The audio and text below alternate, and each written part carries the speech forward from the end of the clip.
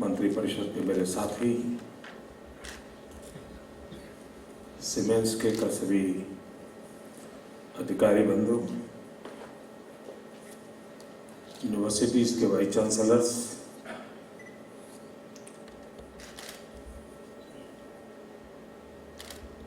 आज 11 सितंबर है। 11 सितंबर को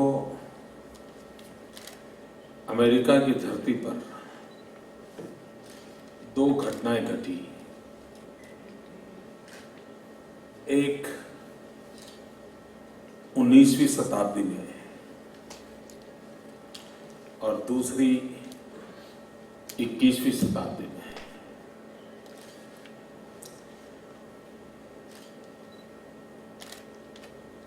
उन्नीसवीं शताब्दी में 11 सितंबर को स्वामी विवेकानंद जी के माध्यम से पूरे विश्व ने विश्व धर्म परिषद के मंच से मानवता के सामर्थ्य का अनुभव किया था, वसुधैव कुटुंबकम की भावना का अनुभव किया था।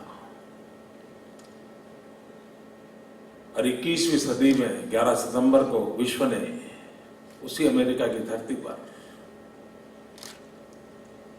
अमानवीय कृत्य क्या हो सकता है, मानवताहीन सोच क्या हो सकती है, उसका भी अनुभव किया था। और ऐसी 11 सितंबर को हम आज हमारी युवा पीढ़ी देश और दुनिया को क्या दे सकती है, उसके लिए रास्ते खोज रहे हैं। आज सुबह से हम लोग मंथन कर रहे हैं, लेकिन इस सारी प्रक्रिया का यश किसी को जाता है तो यश लॉर्ड भिगो पारिक जी को जाता है।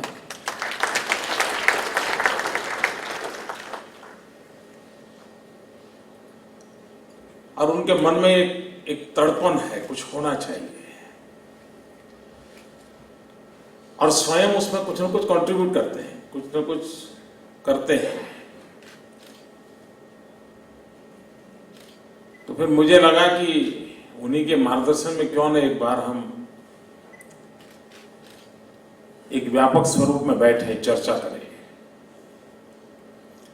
ताकि वो मुझे कहें, मैं आपको कहूं 10% उसमें से डिस्काउंट हो जाएगा तो गड़बड़ हो जाएगा। तो अगर वो सीधा कहते हैं तो वही विचार, वही सोच, वही दिशा आप तक पहुंच सकती है। और मुझे विश्वास है, जैसा योगेश जी ने रिपोर्ट किया, इस मंथन से अवश्य हम कुछ नई दिशाओं को प्राप्त कर सकेंगे। और जब ये सोच आप लोग भी करते होंगे तो आपको भी ध्यान में आया होगा कि सचमुच में हम कहां खड़े हैं। कभी कभी एक स्कूल में जो हेडमास्टर जी होते हैं, उनका पूरा दिन कितने टीचर आए, कोई टीचर नहीं आया तो उसके खाली जो ताश है उसमें किसको भेज दूं, आज वो प्यून नहीं आया तो क्या करूं, है तो हेडमास्टर, लेकिन पूरे दिन सफाई हुई कि नहीं, पानी आया कि नहीं, बच्चों का क्या, उसी में लगा रहता है, उसका कोई कंट्रीब्यूशन नहीं होता है। मैं आपके विषय में नहीं कह रहा हूं,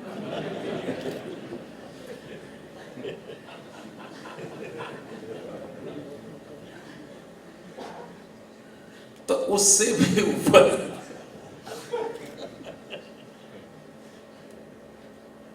हम लोगों को कुछ सोचना पड़ेगा, कुछ करना पड़ेगा। और आवश्यकता हो तो मैं तो मानता हूं यूनिवर्सिटी मैनेजमेंट का डिपार्टमेंट अलग कर दिया जाए, यूनिवर्सिटी का पूरा एकेडमिक वर्क का डिपार्टमेंट अलग कर दिया जाए। कभी सोचा जा सकता है, क्योंकि जब तक हमारा एकेडमिक दृष्टि से फोकस नहीं होगा, व्यवस्थाओं में ही जिसको नेतृत्व करना है उसी की शक्ति अगर व्यवस्थाओं में लगी रहेगी तो न हम दुनिया के बदलते हुए प्रवाहों को पकड़ सकते हैं, न हम हमारे सामर्थ्य को प्रवाहित कर सकते हैं। और इसलिए कभी न कभी हम लोगों ने सोचना होगा कि हम हमारे पूरी व्यवस्था को कैसे परिवर्तित करें ताकि वो ज्यादा जो मुख्य काम है शिक्षा का, दीक्षा का, रिसर्च का, अनुसंधान का, इनोवेशंस का, वो हमारी फोकस एक्टिविटी के रूप में कैसे उभरे, तब जाकर के हम कुछ समयानुकूल परिवर्तन ला सकते हैं। यूनिवर्सिटी का इतिहास 2600 वर्ष पुराना है। 2600 वर्ष से यूनिवर्सिटी नाम की व्यवस्था चल रही है और उसमें 1800 वर्ष तक भारत का नेतृत्व रहा है। गुरुकुल से लेकर के विश्वकुल तक 1800 साल तक, चाहे नालंदा हो, तक्षशिला हो, वल्लभी हो, इस धरती का बहुत बड़ा कंट्रीब्यूशन रहा। लेकिन 800 साल का कालखंड बहुत ही रक्षणात्मक रहा। हमारा बचा कैसे रहे, कोई छीन न जाए, कोई लूट न जाए, हम अपने आप को बचाने में संघर्ष करते रहे 800 साल तक। और उस 800 साल के कालखंड में समयानुकूल जो परिवर्तन होने चाहिए वो हुए नहीं। हम बचाए रखने में लगे थे। आशा थी कि देश आजाद होने के बाद उस मुक्ति के श्वास के साथ हम 18 साल पुरानी जो विरासत थी, जो हर युग के लिए समय और समाज को कुछ न कुछ देने की ताकत रखती थी, उसके साथ फिर एक बार जुड़ेंगे। लेकिन दुर्भाग्य से हम जहां थे वहां से भी नीचे चले गए। अनेक आक्रमणों के बाद भी 800 साल तक बचाए रखने में हम सफल हुए थे। लेकिन पिछले 60 साल में हम बचाने की तो बात छोड़ दीजिए, जहां थे वहां से गिरते चले गए। ये चक्र पुनः प्राणवान, सामर्थ्यवान और दिशा दर्शक कैसे बने, उस पर अगर हम नहीं सोचेंगे तो आने वाली पीढ़ियां हमें माफ नहीं करेगी। मैंने एक बार जब गुजरात में गोल्डन जुबिली ईयर था तो सोचा गोल्ड शब्द के कारण कि जितने गोल्ड मेडलिस्ट हैं उनको इकट्ठा करूंगा और काफी गोल्ड मेडलिस्ट का एक समारोह किया था। लेकिन मैं निराश हुआ था। आई एम सॉरी टू से। मैंने कहा यही हमारा खजाना है क्या? मतलब जहां से उसको पाना चाहिए वहां से मिला नहीं होगा। न वो ओज था, न वो तेज था, न कॉन्फिडेंस था। मैं परेशान हो गया था। हो सकता है मेरा उनकी एबिलिटी हो, लेकिन मैं जान ना पाया हूं, वो भी हो सकता है। लेकिन पूरा दृश्य जो था वो उत्साहवर्धक नहीं था। क्यों न हम इन चीजों पर बल दें। अब कुछ विचार हमने किए यहां पर कि ये करेंगे, ये करेंगे, ये करेंगे। अभी जैसे सीमेंस के साथ यहां 5 सेंटर फॉर एक्सीलेंसी के लिए एग्रीमेंट हुआ है। अब ये सिर्फ एकेडमिक एक्टिविटी नहीं है। गुजरात की और देश की आने वाली आवश्यकताओं की पूर्ति का प्रयास शिक्षा क्षेत्र में हम करना चाहते हैं। आज हमारे देश में करंट अकाउंट डेफिसिट की चर्चा हो रही है। रुपया गिरता चला जा रहा है और उसका मूल कारण इंपोर्ट एक्सपोर्ट में हमारी बैलेंस बिगड़ गया है। उसका एक कारण क्या है? यह देश इतनी बड़ी मात्रा में डिफेंस इक्विपमेंट इंपोर्ट करता है कि सारा हमारा खजाना खाली हो जाता है। क्या हमारे देश में ऐसे कॉलेजेस नहीं है? क्या हमारे देश में ऐसे इंजीनियर्स नहीं है जो हम डिफेंस ऑफसेट के अंदर कुछ कंट्रीब्यूट करें? क्या भारत की सुरक्षा के लिए सेना में जाए तभी भारत माता की सेवा होती है क्या? क्या एक इंजीनियरिंग कॉलेज की लैब में बैठ करके डिफेंस ऑफसेट के लिए काम करके क्या मैं भारत मां की सेवा नहीं कर सकता हूं? क्या मानव जात की रक्षा के लिए मैं कोई संशोधन नहीं कर सकता हूं क्या? ये मूलभूत चिंतन, और उसी में से एक आज जो काम किया है डिफेंस ऑफसेट की दिशा में हमारी यूनिवर्सिटीज क्यों न नई योजनाओं को लेकर के आए। ग्लोबलाइजेशन का जमाना है, वर्ल्ड ट्रेड का जमाना है, सामुद्रिक व्यापार बहुत तेजी से बढ़ रहा है, लेकिन शिप रिक्वायरमेंट की पूर्ति नहीं हो रही। आज बहुत बड़ी शॉर्टेज है।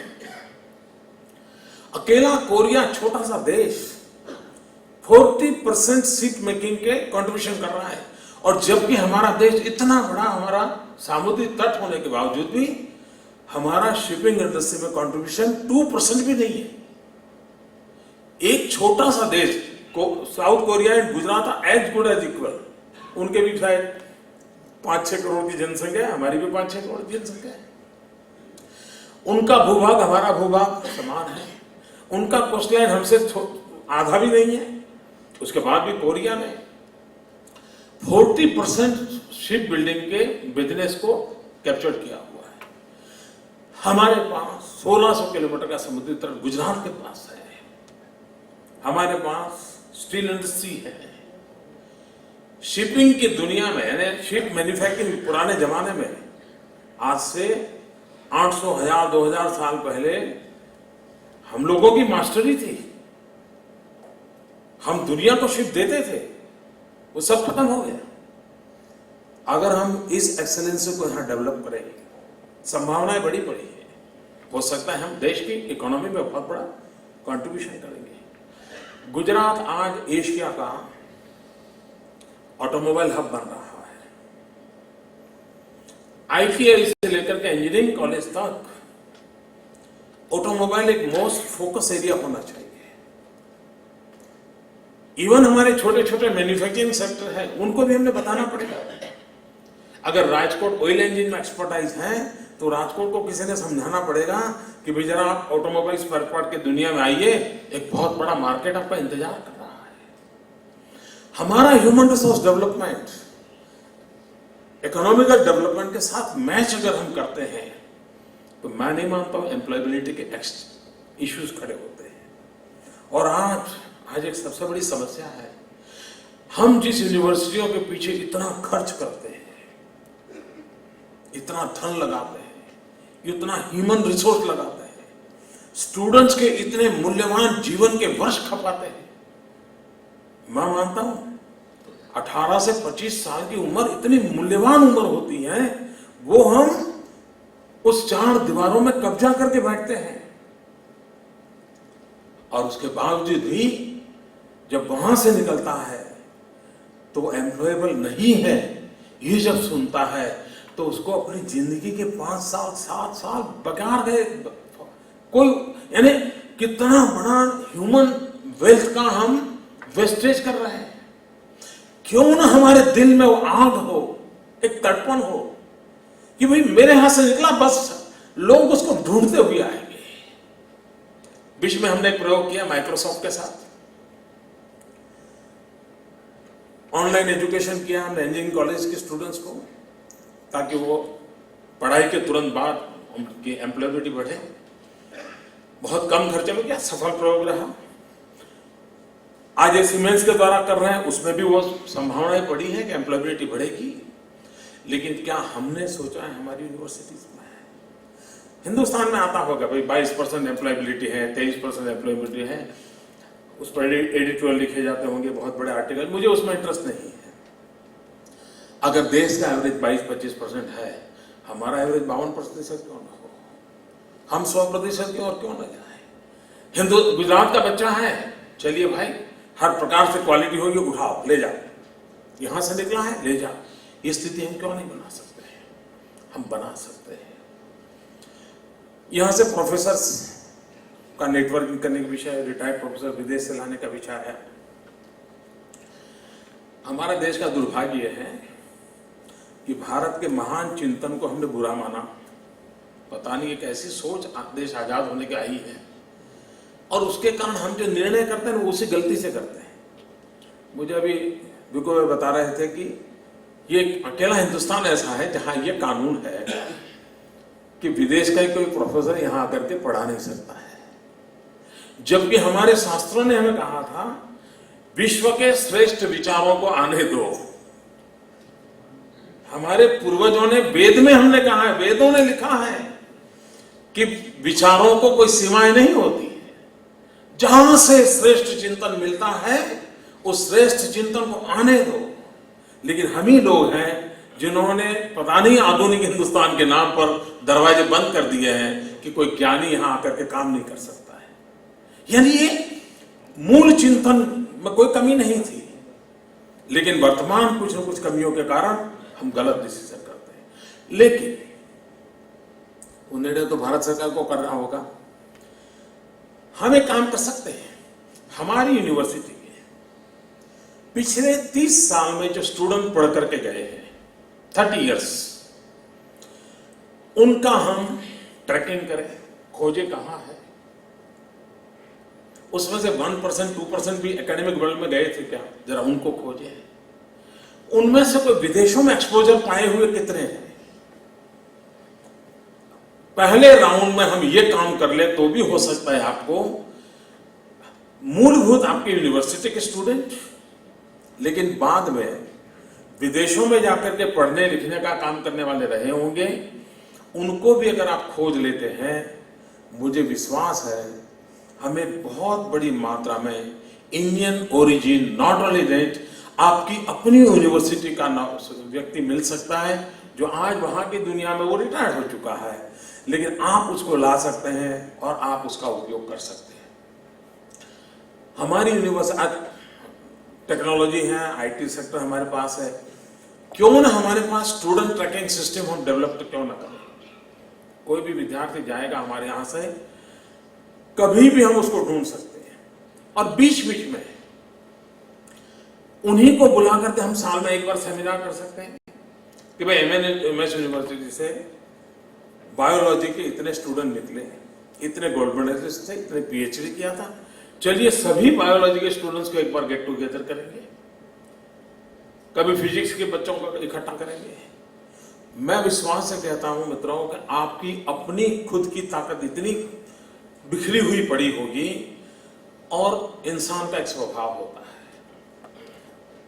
जहां से वो निकला है वहां पर उसको जब सम्मान मिलता है उसको गौरव सबसे ज्यादा होता है।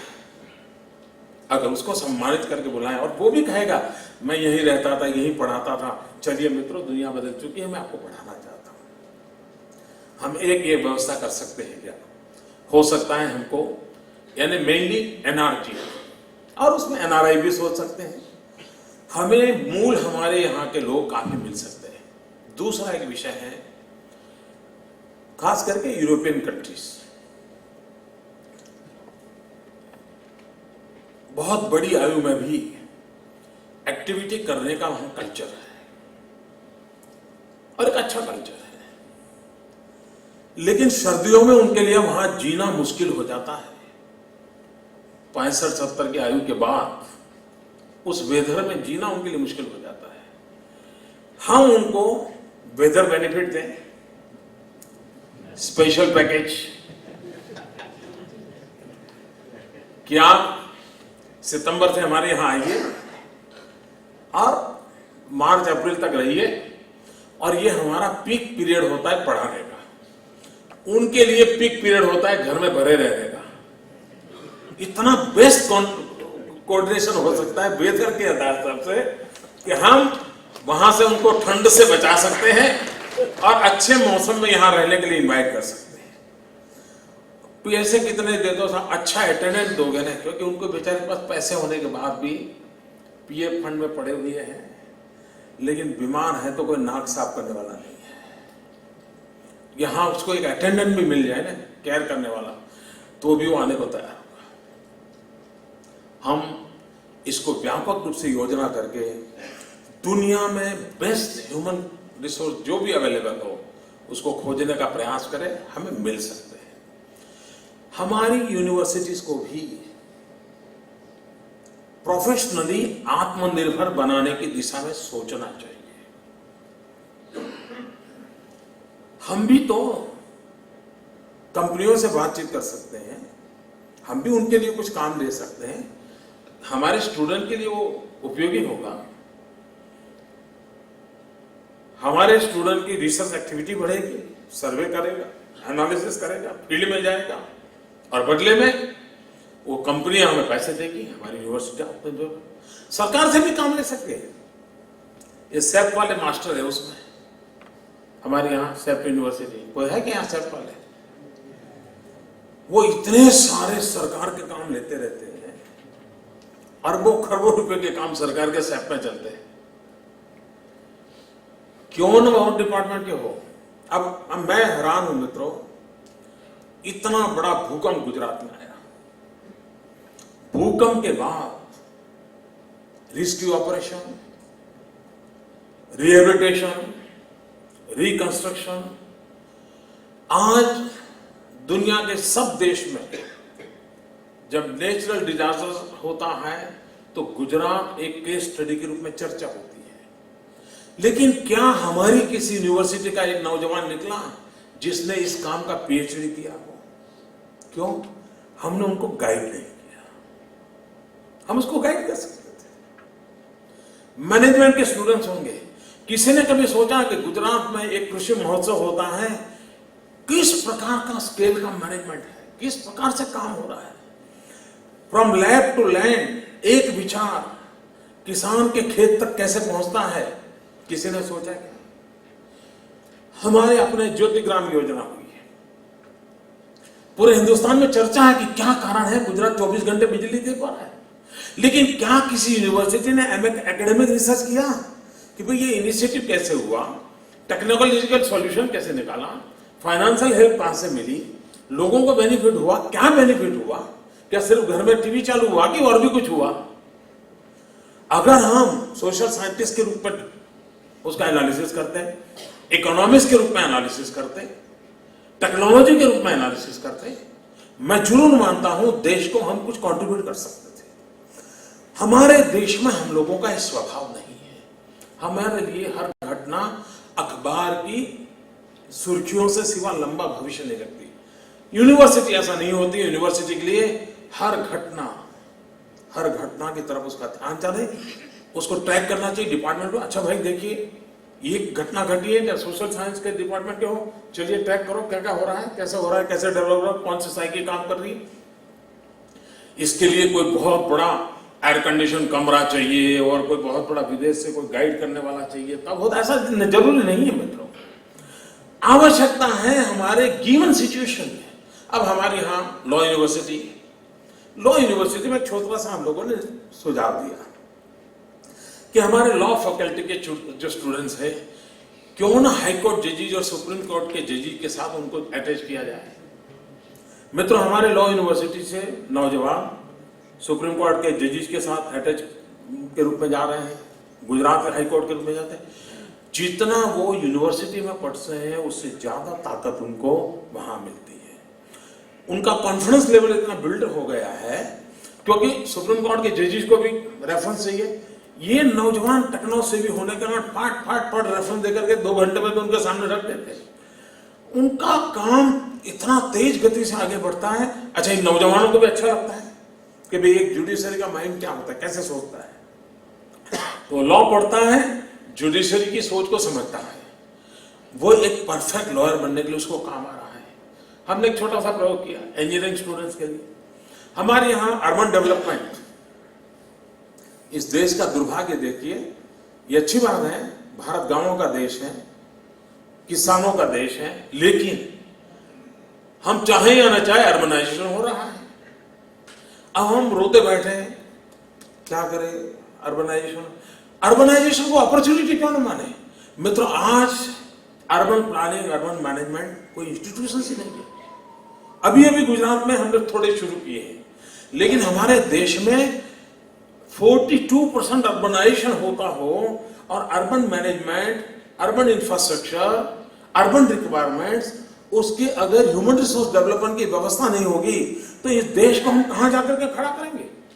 तो ये यूनिवर्सिटी का इनिशिएटिव होना चाहिए विद दिजांत एरियाज। इस एरिया में हमको जाना पड़ेगा, हमें इन कामों को करना होगा। और मैं मानता हूं गुजरात में जब मैं 2005 में अर्बन डेवलपमेंट ईयर मना रहा था, एक ऐसी चीज ध्यान में आई मित्रों, मैं हैरान हो गया। अर्बन नगर पालिका है, चुनाव होते हैं हर 5 साल में, नया आदमी प्रमुख बन गया, प्रमुख बन करके क्या काम करता है?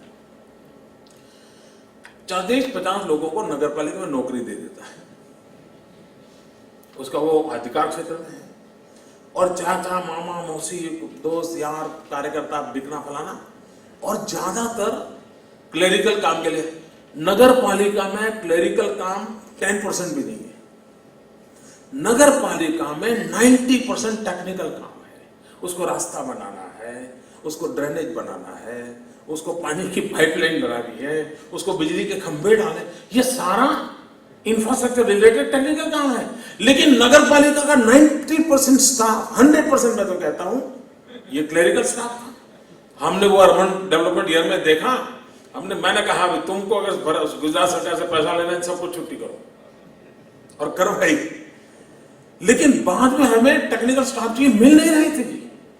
आखिर का हमने क्या किया कि इंजीनियरिंग के स्टूडेंट्स जो हैं फाइनल ईयर में है, तो 6 महीने 8 महीने उनको इंटर्नशिप के लिए नगर पालिकाओं में भेजा, उनको पैसे दिए, और एक टेक्नो सेवा नाम का एक प्रोजेक्ट चालू किया है। आप लोगों को मालूम है, आपकी यूनिवर्सिटी के कई स्टूडेंट जा रहे हैं। 2 काम में होने लगे, वो नौजवान हमारा तैयार होने लगा, उसके एम्प्लॉयबिलिटी बढ़ रही है, और उधर नगर पालिका की समस्याओं का समाधान होने लगा। यानी हम अपनी सारी व्यवस्थाओं को ओवरऑल विकास की जो डिजाइन है उसके साथ जोड़ पा रहे हैं क्या? हम वाइब्रेंट समिट करते हैं, वाइब्रेंट समिट के बाद इन्वेस्टर्स एंड यूनिवर्सिटी की राउंड टेबल कॉन्फ्रेंस करते हैं। इन्वेस्टर्स को पूछते हैं भाई तुम्हें किस प्रकार की ह्यूमन रिसोर्स की आवश्यकता है। यूनिवर्सिटी को कहते हैं भाई देखिए इसकी रिक्वायरमेंट की अभी शुरू करो, उसकी फैक्ट्री 3 साल में बनेगी, तब जब नौजवान तैयार हो जाएंगे उसको तुरंत काम मिल जाएगा। आज हमारे इंजीनियरिंग कॉलेज के स्टूडेंट्स हैं, आईटीआई के पूरे सिलेबस, आईटीआई टेक्निकल वर्क का सबसे छोटी इकाई है, केजी समझ लीजिए आप।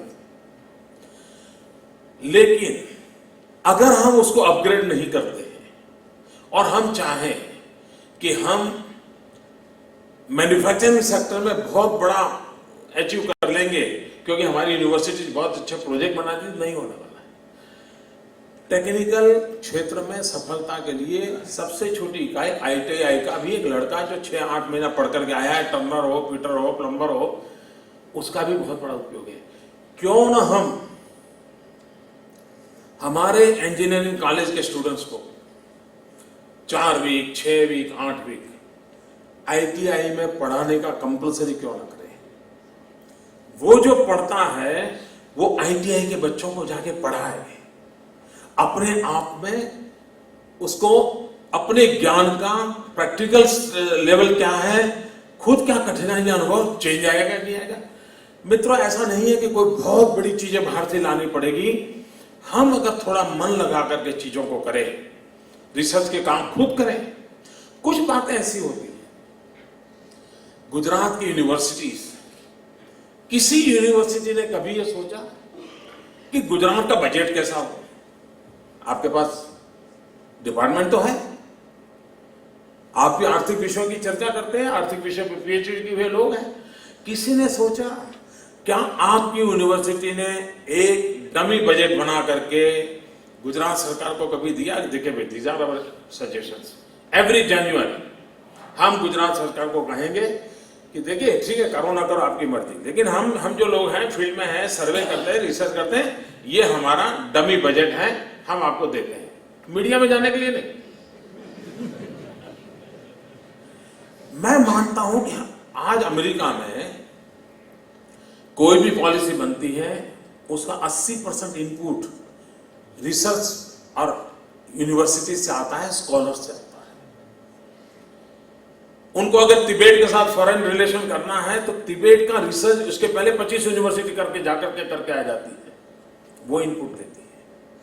हम जब तक हमारी इस इंटेलेक्चुअल प्रॉपर्टी को डेवलपमेंट के साथ नहीं जोड़ेंगे, हमारे एकेडमिक वर्ल्ड को हमारे डेवलपमेंट मॉडल के साथ अनुरूप नहीं बढ़ाएंगे, मैं नहीं मानता हूं कि हम इच्छित परिणाम को प्राप्त कर सकते हैं। हमारी एम्प्लॉयबिलिटी के सामने जो सवाल है उसका मूल कारण ये नहीं कि स्टूडेंट में कमी है, इसका मूल कारण ये है कि सिलेबस में कमी है। मूल कारण ये है बदलती हुई दुनिया के साथ हम मैच होने वाला जो लिंकेज है वो टूट चुका है। उस लिंकेज को हम कैसे बनाएं? अगर उसको हम बनाते हैं तो मुझे विश्वास है मित्रों कि हम बहुत बड़ा योगदान कर सकते हैं। आज के इस समारोह में लॉर्ड भिखू पारेख जी ने काफी अच्छे सुझाव दिए हैं। उन सुझावों को लेकर के हम अपनी तरफ से करें। और एक मेरी आपको प्रार्थना है कि जिस प्रकार से वाइस चांसलर लेवल पे आप मिलते हैं, क्यों ना आप भी अपने ही गुजरात में, चलिए भाई बायोलॉजी डिपार्टमेंट, सभी यूनिवर्सिटी के बायोलॉजी डिपार्टमेंट के लोग इकट्ठे आए, जरूर पड़े तो स्टूडेंट्स भी इकट्ठे आए, 2 दिन 3 दिन का सेमिनार हो, उसमें कोई ग्लोबल लेवल के लोग हैं तो उनको बुलाएं, फिजिक्स के सभी कॉलेज के फिजिक्स वाले इकट्ठे आ जाए, मानो म्यूजिक कॉलेज है सभी कॉलेज के म्यूजिक वाले इकट्ठे आ जाए, फाइन आर्ट्स है तो फाइन आर्ट्स वाले इकट्ठे आ जाए। कम से कम हमारा डिपार्टमेंट एंड सब्जेक्ट लेवल पर साल में कम से कम हर सब्जेक्ट का एक गुजरात लेवल का कोऑर्डिनेशन का काम हो सकता है, हम कर सकते हैं। और आप देखिए सौराष्ट्र यूनिवर्सिटी का हिस्ट्री डिपार्टमेंट की एक ताकत होगी, एमएस यूनिवर्सिटी की दूसरी होगी, साउथ गुजरात यूनिवर्सिटी की तीसरी होगी, सब मिलेंगे उसमें से एक नई ताकत पैदा होगी। प्रैक्टिकल सॉल्यूशन निकल सकते हैं। उन प्रैक्टिकल सॉल्यूशन को लेकर के अगर हम चलें तो मित्रों, जो 800 साल की स्थगितता आई है और पिछले 60 साल की जो गिरावट आई है, उसमें से हम उभर सकते हैं। इनहेरेंट हमारे भीतर बहुत सी अच्छाइयां पड़ी हुई है, हम पहचाने और पहचान के लेकर के आगे बढ़े। मैं सीमेंस के मित्रों को, भाई श्री सुमन का बहुत आभारी हूं कि एक अच्छा इनिशिएटिव लिया है। और मैं आपको विश्वास दिलाता हूं कि आप जो इन्वेस्टमेंट कर रहे हैं, ये इन्वेस्टमेंट रंग लाएगा, अच्छे काम होंगे, अच्छे ढंग से होंगे और आपको इस काम में दुनिया के सामने एज सीमेंस कंपनी मॉडल के रूप में आप अपने इनिशिएटिव को रख सके। इतनी सफलता के साथ हम इस काम को आगे बढ़ाएंगे। बहुत बहुत धन्यवाद।